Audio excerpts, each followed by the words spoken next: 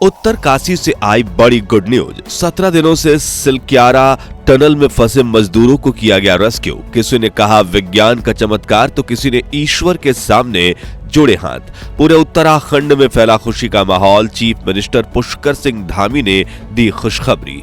दोस्तों, जिस ऐतिहासिक पल का हम पिछले 17 दिनों से बेसब्री से इंतजार कर रहे थे वो पल अब आ चुका है। जी हां, प्रॉपर प्लानिंग और दिन रात मेहनत करके टनल रेस्क्यू टीम ने उत्तरकाशी की सिलक्यारा टनल में फंसे 41 मजदूरों को सही सलामत रेस्क्यू कर लिया है और अब एम्बुलेंस में बिठाकर उन्हें अस्पताल भेजा गया है, जहां काबिल डॉक्टर्स की देखरेख में उनका चेकअप किया जा रहा है। काफी लंबे समय तक चले इस रेस्क्यू ऑपरेशन में सफलता मिलने के बाद पूरे देश में खुशी की लहर दौड़ उठी है। लेकिन इस सफलता से पहले रेस्क्यू टीम ने कभी अचानक से ड्रिलिंग मशीन टूट जाना तो कभी हलचल की वजह से ज्यादा मलबा गिरना जैसी कई चुनौतियों का सामना किया है और हमारे बहादुर मजदूरों ने काफी लंबे समय तक संयम बनाकर रखा।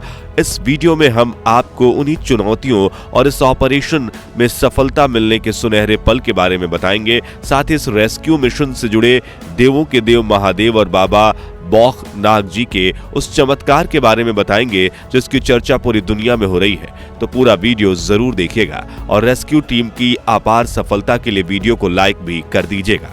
दोस्तों, करीब 17 दिन के रेस्क्यू मिशन में कई उतार चढ़ाव देखने के बाद आखिरकार सिलक्यारा टनल में फंसे 41 मजदूरों को रेस्क्यू कर लिया गया है।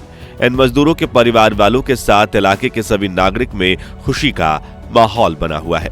सोशल मीडिया पर लोग चीफ मिनिस्टर पुष्कर सिंह धामी और प्राइम मिनिस्टर नरेंद्र मोदी को धन्यवाद कह रहे हैं क्योंकि उनकी देखरेख में इस इम्पॉसिबल मिशन में कामयाबी मिली है। लेकिन आखिर ये मजदूर टनल में फंसे कैसे थे और पिछले 17 दिनों में क्या क्या हुआ, चलिए शुरू से जानते हैं। 12 नवंबर 2023 सुबह के 5 बजे उत्तराखंड के उत्तरकाशी के सिलक्यारा बारकोट टनल खोदने का काम चल रहा था। सैकड़ों मजदूर खून पसीना बहाकर 4.5 किलोमीटर लंबी इस टनल की खुदाई कर रहे थे ताकि उत्तराखंड में रहने वाले नागरिकों का जीवन आसान बन सके। लेकिन सुबह के करीब 5:30 बजे मजदूरों को अचानक से कंपन महसूस होने लगता है और कई मजदूर दौड़ते हुए सुरंग से बाहर निकल आते हैं। लेकिन तभी बड़ा भूस्खलन होता है और सुरंग का 60 मीटर चौड़ा हिस्सा अंदर धंस जाता है, जिससे 41 मजदूर इस सुरंग में फंस जाते हैं। सुरंग के शुरुआती हिस्से से करीब 200 मीटर अंदर गिरा 60 मीटर चौड़ा मलबा एक ना खुलने वाले दरवाजे की तरह 2 किलोमीटर लंबी सुरंग को बंद कर देता है, जिस वजह से सुरंग के अंदर फंसे मजदूर तनाव में आ जाते हैं क्योंकि वहां ना तो सूरज की रोशनी थी और ना ही जरूरत जितना ऑक्सीजन। यहां तक कि काफी लंबे समय तक तो उनका बाहरी दुनिया से संपर्क ही टूट गया था और उन्होंने बचने की उम्मीद भी खो दी थी। वहीं सुरंग के बाहर भी अफरा तफरी मची हुई थी क्योंकि किसी को नहीं पता था कि कितनी मोटी दीवार ने सुरंग को बंद किया है और अंदर कितने मजदूर फंसे हुए हैं। लेकिन फिर उसी दिन उत्तराखंड की सरकार हरकत में आती है और जोरों शोरों से इस रेस्क्यू ऑपरेशन को शुरू किया जाता है, जिसमें सबसे पहले तो लैंडस्लाइड की वजह से गिरे मलबे में छेद करके उसमें कुछ इंच मोटा पाइप डाला जाता है और सुरंग में फंसे मजदूरों से संपर्क किया जाता है, जिससे उनमें एक उम्मीद की किरण जाग उठती है। हालांकि इस पल तक भी रेस्क्यूअर्स के पास कोई प्लान नहीं था कि आखिर हम इन मजदूरों को बाहर कैसे निकालेंगे। हालांकि उन्हें आश्वासन दिया गया कि हम पूरी कोशिश कर रहे हैं। साथ इस पाइप के जरिए उन्हें खाना, पानी और ऑक्सीजन सप्लाई भी भेजा गया। रेस्क्यू टीम हर घंटे उनके साथ संपर्क करके उनकी खबर लेती रही। दूसरी तरफ उत्तराखंड सरकार ने इस मामले में एक्सपर्ट्स, भारत की नेशनल हाईवे और बाकी टीम्स को रेस्क्यू मिशन के लिए बुलाया और जल्द से जल्द इंटरनेशनल टनल एक्सपर्ट और नॉर्ड डिस्क के साथ संपर्क करके उन्हें भी उत्तरकाशी बुलाया गया। साथ ही थाईलैंड, नॉर्वे और फिनलैंड के एक्सपर्ट्स से सलाह लेते हुए एक सटीक रेस्क्यू प्लान बनाया गया, जिसके मुताबिक टनल में गिरे मलबे को खोदकर उसमें 6-6 मीटर लंबी पाइप्स बिछाते हुए उन्हें एक दूसरे से वेल्ड करके 70 मीटर लंबा रास्ता बनाना था और इस गोल रास्ते से अंदर जाकर उन मजदूरों को बाहर लेकर आना था। इस तरीके को रैट होल माइनिंग कहा जाता है, जिसकी मदद से बड़ी बड़ी खदानों में करीब 4 फीट चौड़ा गड्ढा बनाया जाता है, जिसमें से मजदूर अंदर जाकर कोलसा खोजते हैं और जब कोलसा मिल जाता था तब उसे बाहर निकालने के लिए बड़ी सुरंग खोदी जाती थी। लेकिन इस तरीके में कई मजदूर अपनी जान गंवा चुके हैं, इसलिए साल 2014 में पर्यावरण से जुड़ी सरकारी संस्था नेशनल ग्रीन ट्रिब्यूनल ने इसे बैन करवा दिया था। इसी वजह से रैट होल माइनिंग करने के लिए भारत के पास ऑटोमेटिक टेक्निकल मौजूद नहीं था। तो उत्तराखंड सरकार ने तुरंत अमेरिका से ऑगा माइनिंग मशीन मंगवाई और सुरंग खोदने का काम शुरू किया और इस रेस्क्यू मिशन को ऑपरेशन जिंदगी नाम दिया गया।